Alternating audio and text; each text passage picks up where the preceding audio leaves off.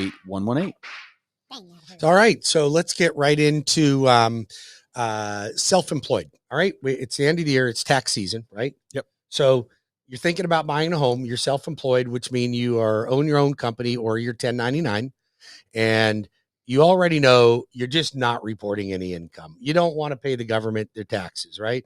So you're not showing any income. What are your alternatives? Because if you go into a bank and you bring them your tax returns, they're going to literally shove you out the door. They don't have any options for you. So what options do you have? We can either analyze the previous tax returns and show you what you would need to show in order to qualify for what you want to buy. Or you give me your last 12 months bank statements. I will add up all the deposits and I will use 50% of those deposits as income. Now, you do have to put a little bit more money down for that program. Yep. You're not going to get 95% financing on it. You're looking at 20, 25% down for that program. But if you don't want to pay the government their taxes, but you really do make the money and you have decent credit, that's an alternative. If you don't want to go in that direction, then you have to be prepared to pay the taxes based on what needs to be reported as income. And then we can take you in a traditional direction for conventional or FHA or VA financing. But if you're self-employed, it's important that you know those options. And if you wait till you file the return, you can't go back and fix it. It's difficult to amend a tax return to qualify for a mortgage. Why do you think that is? Because you're dealing with the government. Because Fannie Mae knows what you're trying to do. Okay. They know what you're trying to do. They're not figured stupid. That trick out. They're like, oh, you showed that you lost $20,000 last year and then you amended it. Now you're going to show that you made 150. There's something wrong with that. Yeah. We got a pattern of you writing off everything and now all of a sudden you make 150. Yeah. And then you happen to apply for a mortgage at the same time. Yeah. I think they're keen to that. So you want to be aware of that. And just make sure that you're going in the right direction and you know what your options are. That's what's important. So if you're self-employed, you can call me. We'll analyze your returns and we'll help get you in the right direction. The loan arranger, Bruce Woodburn, 35 years in March. I'll be in this business and you can call me directly. I'm right here in your backyard at 407-250-9144. That's 407-250-9144 or WeBringYouHome.com. Easy application. Yep. Yeah. All right. Got any crazy emails you want to cover? Or what do you got? I've got somebody. I got some emails from some landlords earlier. I took over one of the gentleman's properties, and he was about 60% of what the rent should be. And I wanted to talk about, rents they're kind of peaking. I mean, they've jumped up for now, and things are expensive. And then, and then usually we might settle into, like a small increase, but they've been going up 10, 20%.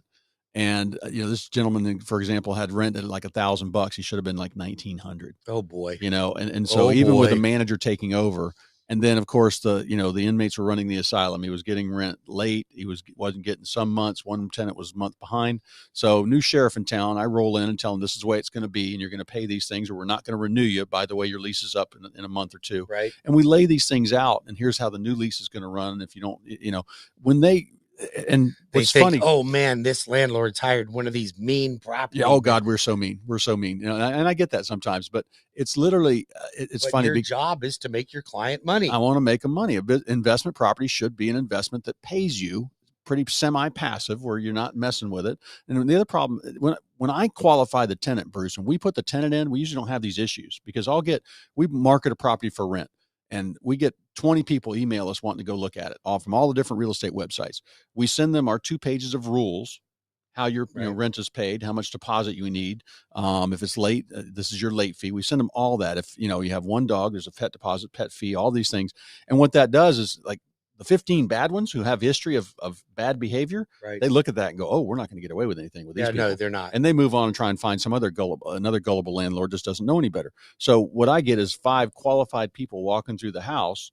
And if you're charging $2,000 rent, we're looking just like a mortgage. We're looking for about 2.5 to 3 times income to judge that, and we want pay stubs. Or if you're self-employed, I want to see your bank statements. Absolutely, show me, and I want to talk to you. And references. Yeah, and we talk to the old rental. What's the old rental history? Why are they moving? And all this is verified And then, knock on wood. I mean, I've literally done, Bruce, in 30 years of property management and thousands of leases, I've done about, I think, 4 or 5 evictions. What's the number one reason people don't get enough rent for their rental properties? They think it's a hassle. They don't want to upset the tenant and raise it. They think, okay, they're paying me, so I don't want to mess with it. I want you folks that are listening out there right now to hear this.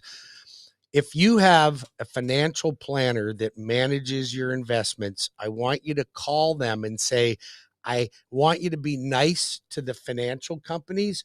You don't need to. If we make more than 10%, send them back the difference. Yeah, send them back the difference. No, I really don't want to do that. No. I don't want to make too much from these investment companies. Now, you would never do that.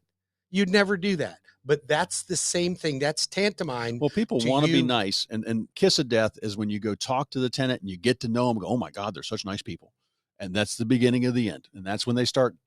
Well, I'm nice to my tenants. Matter of fact, I'm the best landlord I've ever known, and I do whatever it takes to make my tenants happy, provided that they take care of my home and they pay the rent on time. Yep. Those are the only two things I really want. I had in one of my rental properties, I had a leak under the sink. I had a plumber over there the next day. Right. There was one of the drapes broke off the house. I don't know, off the wall. So I had my handyman go out and fix it, but I don't let things go on. I want my tenants to know that they're safe, they're secure, that they don't have a landlord that's going to take advantage of them. Yeah. And I've seen some people just don't. And I've seen some people have leases that they do it on their own. They say, all right, anything less than $50, you fix.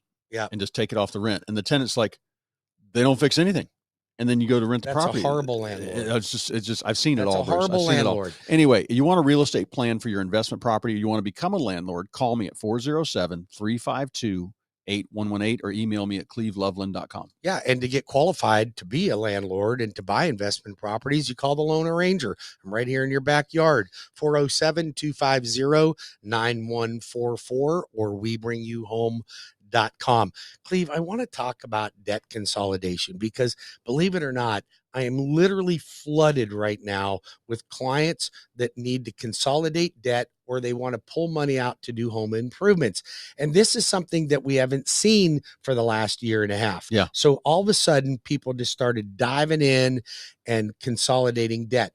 And oftentimes they'll call and say, I'm just looking for a home equity line of credit so I can consolidate debt with that.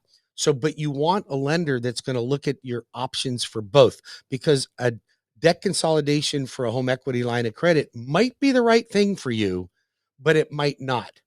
You have to realize that a home equity line of credit, you're going to run about 12.99% to 14% on a home equity line of credit that you get right now. Prime's at 8.75%. So where do you think your bank's going to charge? What are they going to charge on that? Yep. Now they can make it look more attractive because you can pay an interest only payment, but that you're paying an interest only payment, making a minimum payment on your credit card. Yeah. But I took a client the other day, they had a 3.5% interest rate on their mortgage, right? Yep. Their payment was about $2,000 a month. So think about this. They had 2 cars that equaled about $1,150 a month in car payments. They had $1,500 worth of minimum payments on credit cards, and they needed $25,000 out to do some repairs on the house. That if I do a home equity, that's going to be about $300 a month. So they were at $4,950 a month with the cash out. Now, I refinanced them, got one mortgage payment at $3,500, saved $1,950, saved $1,950 a month. Taking away all those payments. No debts. Yep. Now, no cars, no credit cards, one mortgage. Now, and some people would say, well, I don't want to pay my cars off in 30 years. No, they're paid off in one day. We've already paid them off. They're done. But I don't want to finance it. Listen, I want you to take that $1,950. Now you have no debt. You're saving $1,950. Apply it towards the new $3,500 mortgage. And that house was paid off in 11 years and 11.6 years. Excuse me, 10.6 years. It was 10.66. So now you tell me that that's not better to be completely debt-free. No mortgage, no cars, no credit cards, and you got $25,000 cash out. That is consulting with somebody that can guide you in the right direction. And that's what you get when you call the loan arranger. Yep. And it's important to have a real estate plan. Have somebody help you with the mortgages and where you're at on that. Absolutely. It is. Especially when it's time to make a move. I mean, I've helped people. I got a lot of people calling me, Bruce, and they're, it's time to retire. They want to sell the 4,000 square footer and go down to the golf villa that's 2,000 square feet. I've got people on 5 acres. They're ready to go back to just having, a yard service in their little 1/4 acre lot. It's actually not a little lot nowadays, but I've got people that make those changes, and there's a right time to do that. Usually it's according to what's right for the family. Are the kids going out of school? Are the kids moving and going away to college? Sure. Just side tip here, sidebar. Kids leave to go to college, make the house smaller. They can't come back and live with you. Okay? Right. Don't let them back. All right. Don't let them back in. Best thing you can do, or I've had some clients, Bruce, that had failure to launches. Yeah. Kids in their late 20s still living with them and everything. And I'm like, what kind of rent you getting? Oh, we're not getting any rent. I go, and they wanted to buy a new house. I'm like, all right, well, when we go to the new house, I'll get you two blank leases. I know that young adults getting out of college are struggling right now, though, because the job pay is not up to what it takes to rent a place right now. And they're struggling right now. So you need to get roommates. If you're going to get roommates, do you know that you can set yourself up for a future purchase by using rental income from your buddies if you do it right? Okay. But you have to collect all the rent for the landlord, have your buddies pay you, and document it in checks, no cash, document it in checks for 12 months. And then you can go buy a home. And then if you bring on roommates, you can use that as border income to help you qualify. That's funny. Did not know that. You've always got the products. You've always got the. So I've got one other thing to talk about, but we can hit it in the next segment if you would like, because we only have 1 minute What's left. your number? 407-250-9144 or WeBringYouHome.com. And Loveland Properties, 407-352-8118. We'll be right back.